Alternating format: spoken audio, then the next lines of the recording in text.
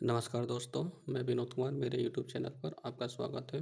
दोस्तों, आज मैं चक्रवृद्धि ब्याज पर आधारित किस्त वाले सवाल कराने जा रहा हूँ, जिससे आने वाले आगामी एसएससी व रेलवे एग्ज़ाम में 1-2 सवाल ज़रूर पूछा जाएगा। ठीक है फ्रेंड्स? तो आइए देखते हैं किस्त पर आधारित यानी इंस्टॉलमेंट बेस्ड सीआई के सवाल। ठीक है? तो देखते हैं क्या सवाल है। एक भवन निर्माता ने 2550 रुपये उधार लिए, तो उसे 4% वार्षिक चक्रवृद्धि ब्याज की दर से 2 बराबर की वार्षिक किस्तों में वापस करने थे। तो प्रत्येक किस्त का मान ज्ञात करें। मतलब यहाँ हमने निर्माता ने कितने पैसे उधार लिए हैं? 2550 रुपये। ठीक है? उसको 2 बराबर किस्तों में वापस करना था, तो प्रत्येक किस्त का मान पता करना है हमें। ठीक है? तो फ्रेंड्स देख लेते हैं इस टाइप के सवाल को हम कैसे करते हैं। इस तरह के सवाल में जो दर यानी रेट दिया गया होता है, सबसे पहले उसे हम अनुपात में बदल लेते हैं। ठीक है? और उसके बाद जो किस्त होता है वो मूलधन प्लस ब्याज, मतलब जो हमारा मूलधन उस पे जो इंटरेस्ट लगता है उन दोनों को जोड़ दिया है तो हमारा किस्त होता है। ठीक है? तो जैसे कि प्रश्न दिया गया है, हमारा दर कितना है? 4%। ठीक है? तो 4% को हम अनुपात में बदल लेंगे, तो 4/100 उसको सॉल्व कर लेंगे, कितना आ जाएगा? 1/25। अब मतलब हमारा जो रेशियो आ गया है 1/25, 25 हमारा क्या है? प्रिंसिपल हो जाएगा और उस पे ब्याज कितना मिला? 1 हो जाएगा। तो मूलधन और किस्त, मतलब मूलधन हमारा क्या है? 25 और किस्त क्या है? 25 + 1 है 26। ठीक है?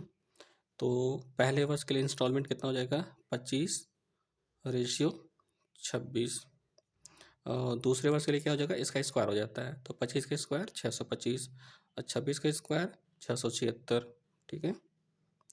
अब जैसे कि सवाल में दे रखा है कि 2 बराबर की वार्षिक किस्तें, और हमारा यहाँ पे क्या आ रहा है? 26 और 676।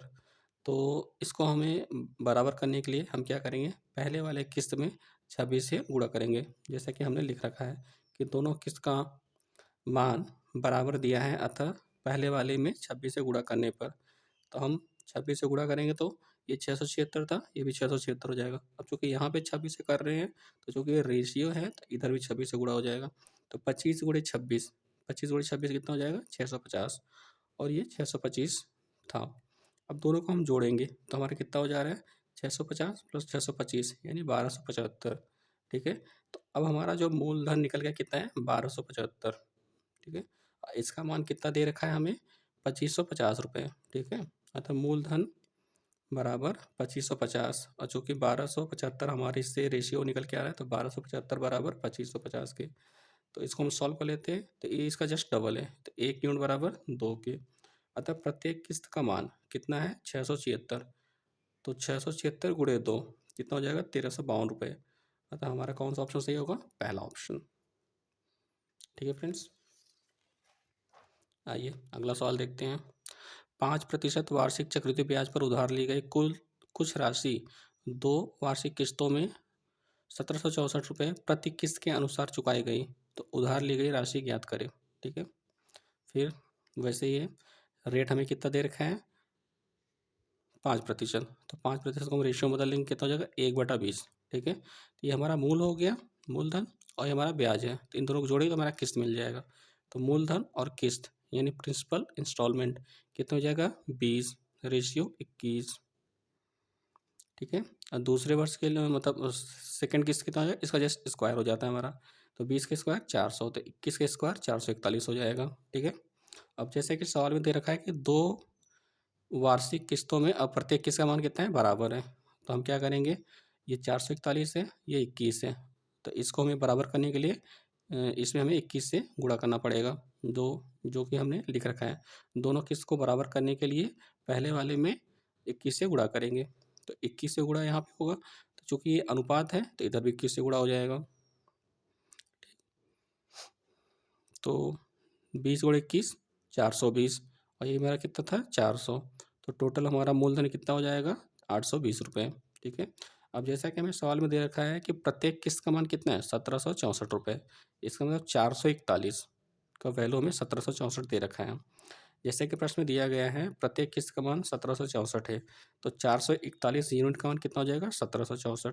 तो 1 यूनिट का मान कितना हो जाएगा, इसको हम सॉल्व करेंगे तो देख रहे हैं इसका जस्ट 4 गुना है, तो 1 यूनिट का मान कितना हो जाएगा 4। ठीक है, अतः उधार ली गई धनराशि कितनी है 820 यूनिट। तो उधार ली गई राशि बराबर 820 गुणे 4 मतलब 3280 रुपये। अतः हमारा सी ऑप्शन सही होगा। आइए अगला सवाल देखते हैं। अभी तक हम 2 बराबर किस्तों में देख रहे थे, अब 3 बराबर किस्तों में देखना है, मतलब 3 किस्त देना है। ठीक है, तो एक आदमी ने बाइक खरीदी और वादा किया कि वह 20% की दर से 10,800 रुपये की 3 बराबर किस्तों में पैसे चुका देगा। तो बाइक की कीमत ज्ञात करो। ठीक है, तो दर हमको कितना दे रखा है 20%। 20% मतलब 1/5। ठीक है, तो मूलधन कितना हो जाएगा हमारा पी और किस्त मतलब इंस्टॉलमेंट। ठीक है, तो ये हमारा कितना 5 और उसमें 1 जुड़ जा रहा है 6 हो जा रहा है, तो 5/6। अगले साल के लिए इसका स्क्वायर हो जाएगा तो 25/36। ठीक, और चूँकि तीसरे साल के लिए इसका क्यूब हो जाएगा, तो 5 का क्यूब 125 और 6 का क्यूब 216। ठीक है, अब चूँकि सवाल में दे रखा है कि 3 बराबर किस्तों में पैसे वापस कर रहा है, तो हमें क्या है कि इन तीनों को हमें आपस में बराबर करना है। 216 है, तो 36 में 6 से गुणा करेंगे 216 हो जाएगा, और 6 में 36 से गुणा करेंगे 216 हो जाएगा। अब चूँकि ये आपस में रेशियो है, तो यदि इधर मल्टीप्लाई होगा तो इधर भी गुणा हो जाएगा, इधर मल्टीप्लाई होगा तो इधर भी गुणा हो जाएगा। तो 5 गुणे 36 180, 25 गुणे 6 150 और 125, तो टोटल हम जोड़ लेंगे तो कितना हो जाएगा 455 रुपये हमारा मूलधन। तो चूँकि हमको क्या दे रखा है 10,800 रुपये की 3 बराबर किस्तों में, तो किस्त का मान दे रखा है। जैसा कि प्रश्न में दिया गया है प्रत्येक किस्त का मान कितना है 10,800 रुपये। हमारे सॉल्यूशन के हिसाब से क्या आ रहा है 216 यूनिट, तो 216 यूनिट का मान कितना है 10,800 रुपये। ठीक है, अब इसको हम सॉल्व करते हैं। 18 कम 18, 18 36 मतलब 12 यूनिट बराबर 18 छक्का 108 600 के, तो 12 कम 12, 12 पचे 60 मतलब 1 यूनिट की वैल्यू कितना आ रहा है 50। अतः बाइक की कीमत कितनी होगी 455 यूनिट है, तो 455 गुणे 50 कितना हो जाएगा 22,750 रुपये। मतलब हमारा कौन सा आंसर होगा सी ऑप्शन। आइए एक और सवाल देखते हैं, 3 किस्त वाला है। जैसे एक आदमी ने 25,220 रुपये का धन उधार लिया और वादा किया कि वह 5% की दर से 3 समान वार्षिक किस्तों में पैसा चुका देगा। तो प्रत्येक किस्त का कीमत ज्ञात करो। ठीक है, अब चूंकि हमको दर क्या दे रखा है 5%, तो इसको हम पहले रेशियो बदल लेंगे। तो 5/100 मतलब 1/20, मूलधन हमारा क्या हो जाएगा 20। चूँकि इसमें 1 जोड़ देंगे तो हमारा किस्त मिल जाएगा, तो 20/21। ठीक है, अगले साल के लिए क्या हो जाएगा इसका स्क्वायर, 20 का स्क्वायर 400, 21 का स्क्वायर 441। ठीक है, और उसके अगले मतलब तीसरे साल के लिए क्या हो जाएगा इसका हम क्यूब कर लेते हैं, तो 20 का क्यूब 8,000, 21 का क्यूब कितना हो जाएगा 9,261। ठीक है, अब चूंकि सवाल में दे रखा है 3 समान वार्षिक किस्तों में, तो क्या करेंगे हम तीनों किस्त को आपस में बराबर करने के लिए इस वाले में 21 से गुणा करेंगे और पहले वाले में 441 से गुणा करेंगे। और चूँकि ये आपस में रेशियो में है, इसका मतलब इधर गुणा हो रहा है तो इधर भी होगा, इधर हो रहा है तो इधर भी होगा। तो इसमें हम 20 गुणे 441 कितना हो जाएगा 8,820, और 400 गुणे 21 मतलब कितना हो जाएगा 8,400, और ये हमारा वहीं रहेगा तो 8,000। इन तीनों को हम जोड़ते हैं तो हमें क्या मिल रहा है 25,220 रुपये मूलधन। ठीक है फ्रेंड्स, और हमको दे रखा है आदमी ने कितने रुपए उधार लिया था 25,220 रुपये।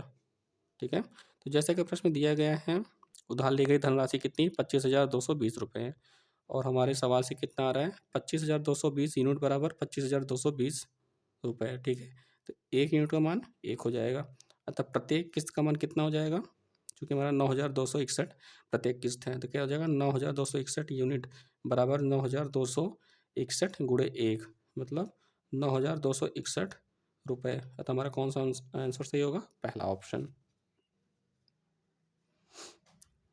ठीक है फ्रेंड्स। दोस्तों, वीडियो कैसा लगा कमेंट करके ज़रूर बताएं ताकि उसमें सुधार किया जा सके। आपका कोई भी डाउट हो कमेंट के माध्यम से बताएं। दोस्तों, वीडियो को लाइक, शेयर एंड चैनल को सब्सक्राइब करके बेल आइकन पर क्लिक करें ताकि कोई भी नोटिफिकेशन हो आप तक सबसे पहले पहुंचे। धन्यवाद।